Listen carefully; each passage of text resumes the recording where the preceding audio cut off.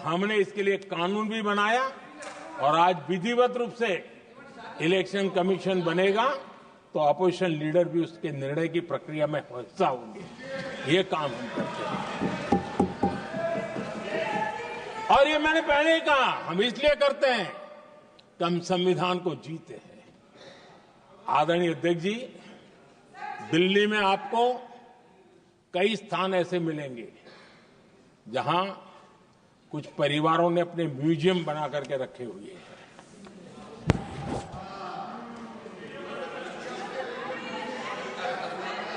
जनता जनार्दन के पैसों से काम हो रहा है।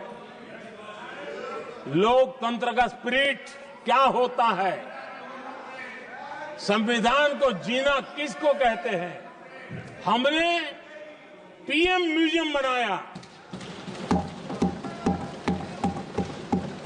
और देश के पहले से लेकर के मेरे पूर्व तक के सभी प्रधानमंत्रियों के जीवन को और उनके कार्य को उस पीएम म्यूजियम बनाया गया है।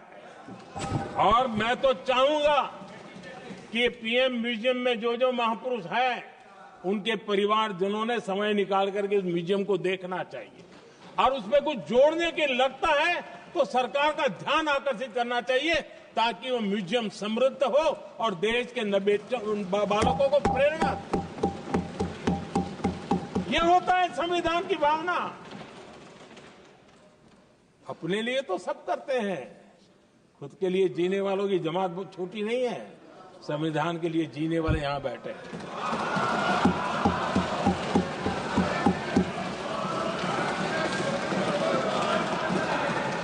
आदरणीय अध्यक्ष जी,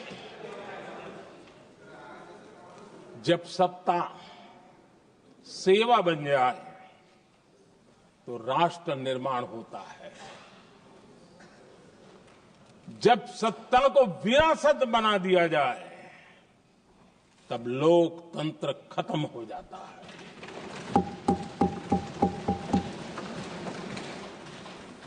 आदरणीय अध्यक्ष जी, हम संविधान की भावना को लेकर के चलते हैं। हम जहर की राजनीति नहीं करते हैं।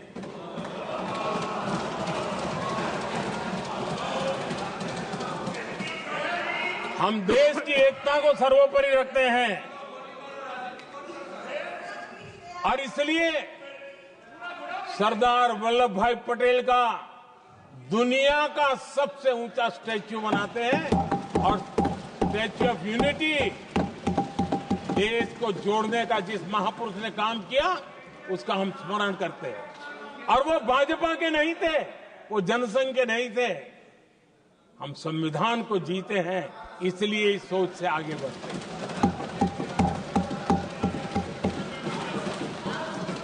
आदरणीय अध्यक्ष जी, ये देश का दुर्भाग्य है कि आजकल कुछ लोग अर्बन नक्सल की भाषा खुलेआम बोल रहे हैं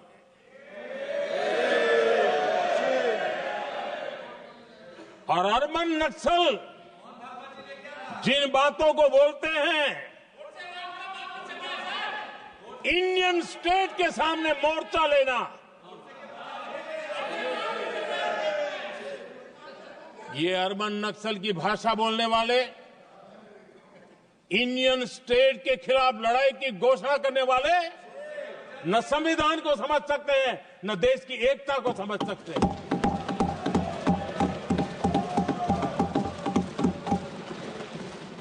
आदरणीय अध्यक्ष जी, 7 दशक तक जम्मू एंड कश्मीर और लद्दाख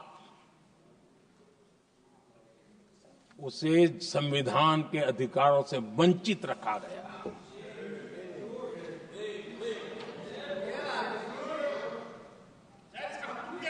ये संविधान के साथ भी अन्याय था और जम्मू कश्मीर और लद्दाख के लोगों के साथ भी अन्याय था। हमने आर्टिकल 370 की दीवार गिरा दी।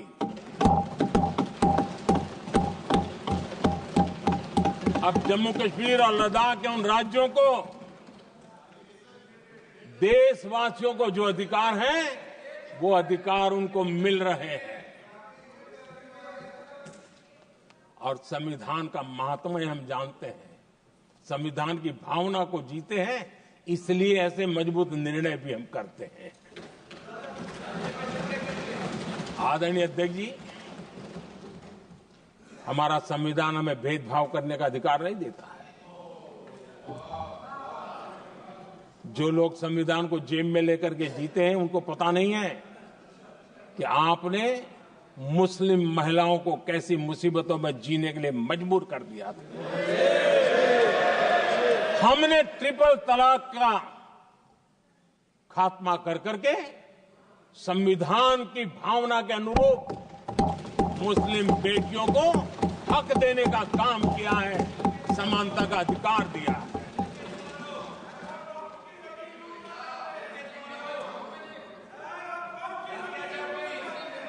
जब भी देश में एनडीए की सरकार रही है, हमने एक लंबे विजन के साथ काम किया है।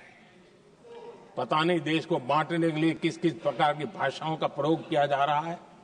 हताशा, निराशा पता नहीं उनको कहां तक ले जाएगी, लेकिन हमारी सोच कैसी है, एनडीए के साथी मिलकर के किस दिशा में सोचते हैं।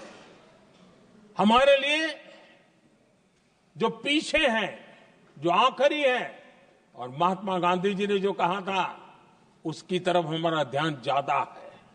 और उसी का परिणाम है कि अगर हम मंत्रालयों की रचना करते हैं, तो भी मंत्रालय कौन सा बनाते हैं? पूर्वोत्तर के लिए अलग मंत्रालय बनाते हैं।